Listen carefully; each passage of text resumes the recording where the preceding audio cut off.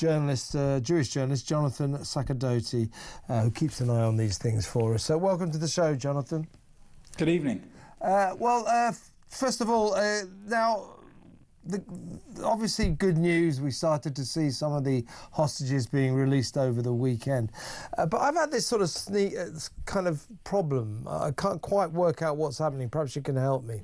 So 33 hostages are slated for release as part of this ceasefire deal. They're going to be released at the rate of 3 every week for some reason.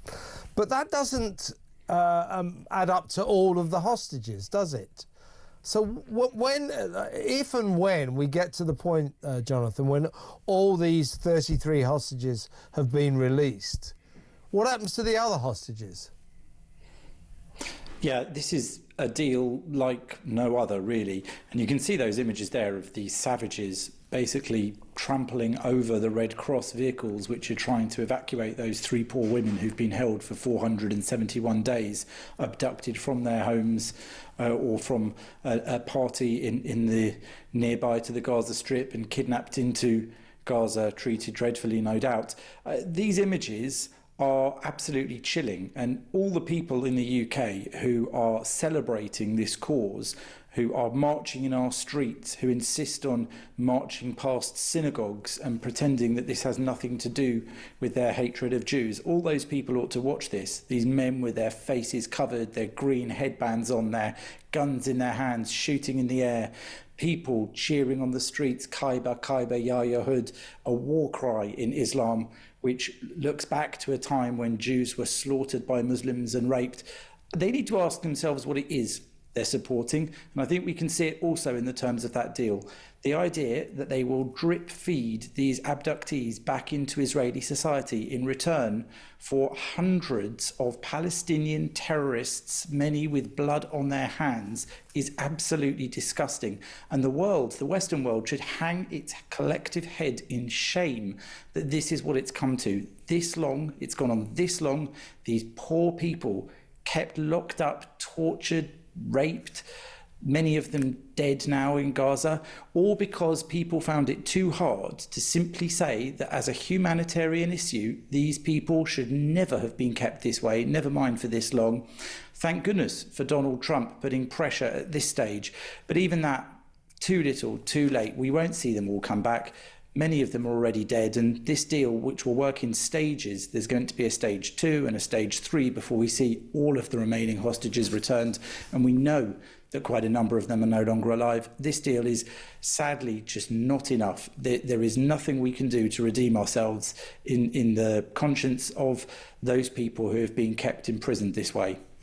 Does, though, Jonathan, this deal incorporate or provide provision for, at least in theory, in the end, the release of every single hostage? Because they keep saying 33 hostages. Well, as you say, we don't know how many are dead, but 33 hostages hopefully will not comprise all of the living hostages. So does this deal still allow Hamas to keep some hostages prisoner?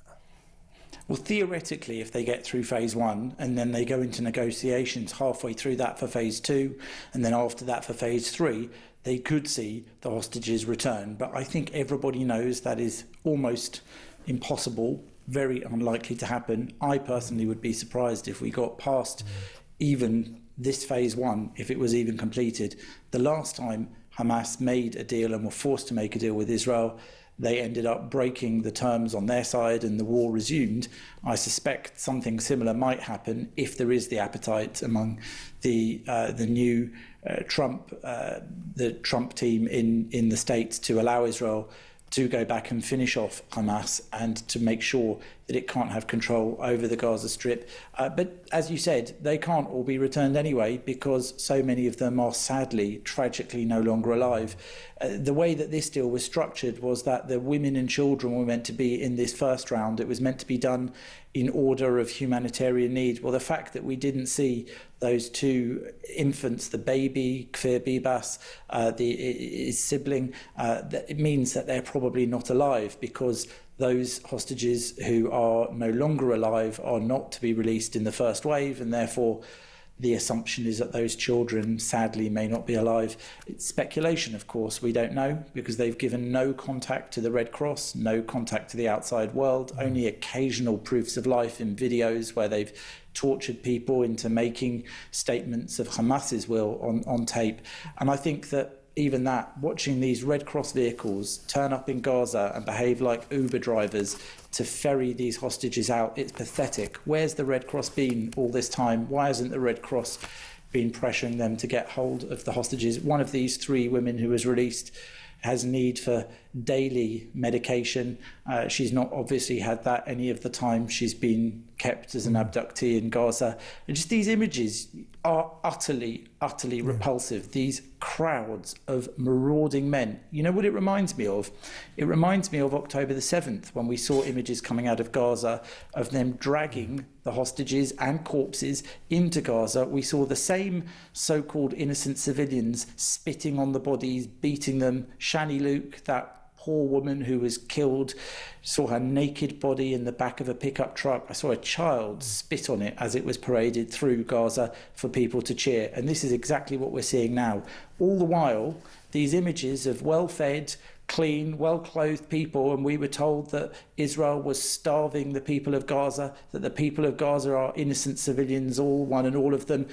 Certainly doesn't look like that looking at these images. This looks chilling and horrific, and people really need to understand what this war is really about. They need to really get on side here. This is utterly atrocious. The idea that we should make another terrorist Islamic state in Gaza next to Israel after what it did on October the 7th, just unthinkable. Yeah, and the trouble with these visuals, I mean, these guys with the green headbands and the balaclavas, I mean, these are Hamas, and therefore this deal self-evidently gives them the justification to say Netanyahu and Israel said you were going to wipe us out, that we wouldn't exist at the end of this dispute. Here we are. So that mission quite clearly has not been accomplished, and that could spell trouble. Before you go, Jonathan, let me ask you, back here in London over the weekend, there was a massive hate march, or a pro-Palestinian march in central London, and among the many thousands of protesters was almost inevitably that veteran anti-Israel campaigner Jeremy Corbyn. Some people say he's anti-Semitic. They might think that. I couldn't possibly comment. Also former Labour shadow Chancellor John McDonnell. They were among the demonstrators. Apparently they stand accused of being part of a break-off group, a splinter group, that defined the terms of that march by breaking off and going to surround a nearby synagogue in Portland Place in London. That was very much against the terms of this march. Now, both Corbyn and McDonnell have presented themselves to the police subsequent to that yesterday, I believe, to be interviewed under caution. They, of course, are saying they did nothing wrong. But what are your thoughts about that? These so-called marches and protests have just gone on too long, if you ask me. I don't understand why these people feel the need to inconvenience everybody else's lives because of their weird, peculiar politics, because they want somehow to punish Jews or to condemn Israel for its existential war after it was attacked by jihadi savages. I think it's about time that we cast these people into the political dustbin of history. They are irrelevant people. Labour even managed to shake off Jeremy Corbyn, though I wouldn't say it's done that much better with Keir Starmer in terms of its attitude towards Israel and Jews. At least he makes a pretense, I suppose. But if you ask me, this particular march was very useful and illustrative of what's really going on here. The police finally placed some restrictions on this march by saying that they couldn't take the route they wanted because it would go past a synagogue. For the third time they would have been doing this, and it does inconvenience people there. I've spoken at that synagogue, I've spoken with the rabbi of that synagogue and congregants of that synagogue. People are terrified to go to synagogue when they have to go through that crowd and know that crowd is marauding past.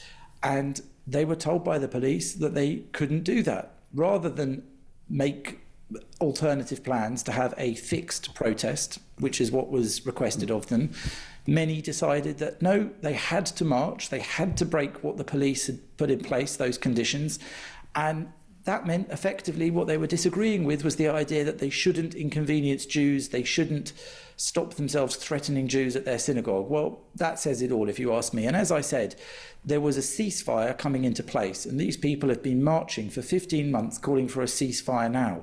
Then there was a breakaway crowd of them at this event, and I've seen the videos of them online, saying they don't want a ceasefire. Well, that's very clear. This was never about a ceasefire. This was never about Palestinian rights. As far as I can see, in my opinion, this was always about trying to intimidate people on the streets of London and around the country and trying to impose their views on other people. That's not how you win an argument, and it's not how you persuade people, not through intimidation and threats. And I hope the police will continue to be tough on this sort of thing. Most of us have had enough of it. Well said, Jonathan. Really good to talk to you. Thank you so much for your time. That's Jonathan Sacerdoti there. He's a Jewish journalist, British journalist, but he writes very much on these kind of issues.